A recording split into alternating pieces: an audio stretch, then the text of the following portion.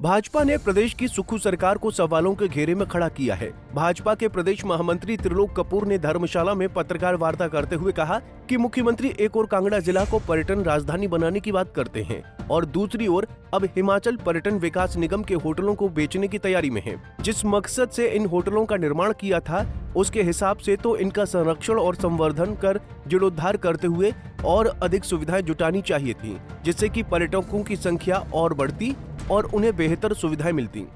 उन्होंने कहा कि जिस तरह से नगरोटा बगवा के विधायक RS बाली को HPTDC का अध्यक्ष बनाया गया था, तो ये उम्मीद जगी थी कि पर्यटन धरोहर रूपी इन होटलों का संवर्धन होगा। वहीं हैरानी की बात तो ये है कि HPTDC के अध्यक्ष को इस संबंध में जानकारी तक नहीं है और वो भी इस पर दोबारा विचार करने का आग्रह कर रहे हैं।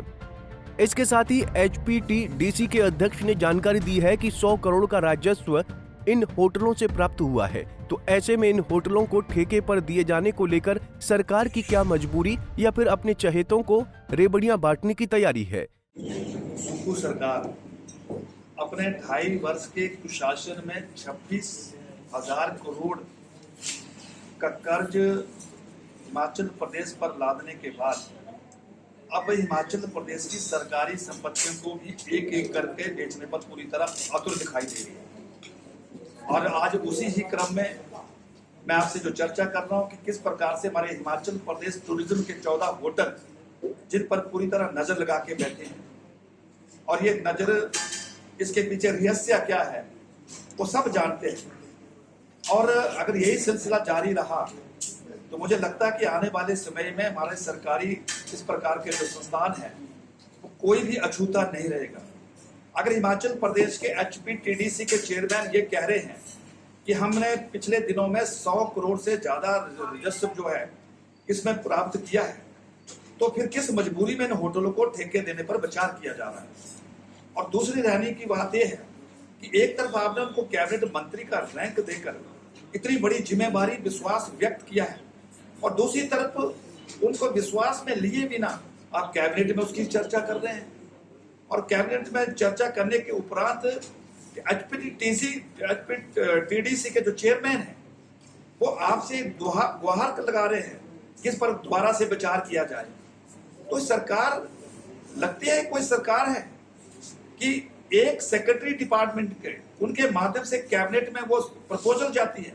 और उसी विभाग के जो चेयरमैन है जिनका कैबिनेट रैंक है उनको जानकारी नहीं है। तो इस प्रकार की जो कुशासन की व्यवस्था है सुक्खू सरकार की वो लगातार पिछले 2.5 वर्षों से लगातार देख रहे हैं। और मैं कहना चाहता हूं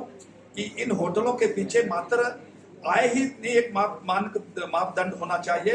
बल्कि हिमाचल प्रदेश की धरोहर भी है और इसको संवारना, इसका संवर्धन करना यह हमारा फर्ज भी बनता है, हमारा दायित्व भी बनता है। लेकिन आने वाले समय में हमें जब भी भगवान की कृपा से भारतीय जनता पार्टी को आशीर्वाद प्राप्त होगा तो एक एक सरकार के निर्णय का जो विचार किया जाएगा ताकि हमारे हिमाचल प्रदेश के जो टूरिज्म में काम करने वाले जो कर्मचारी है उनका भी जो भविष्य खराब ना हो, बाहर से आने वाले टूरिस्ट जो है उनको भी हम सुरक्षित आवास सुविधा दे सके और हिमाचल प्रदेश के इन होटलों को भी इनका भी जीर्णोद्धार करके हम इनको विकसित कर सके, जिसकी चिंता कांग्रेस को करनी चाहिए थी। पंजाब केसरी टीवी के धर्मशाला से जिनेश की रिपोर्ट।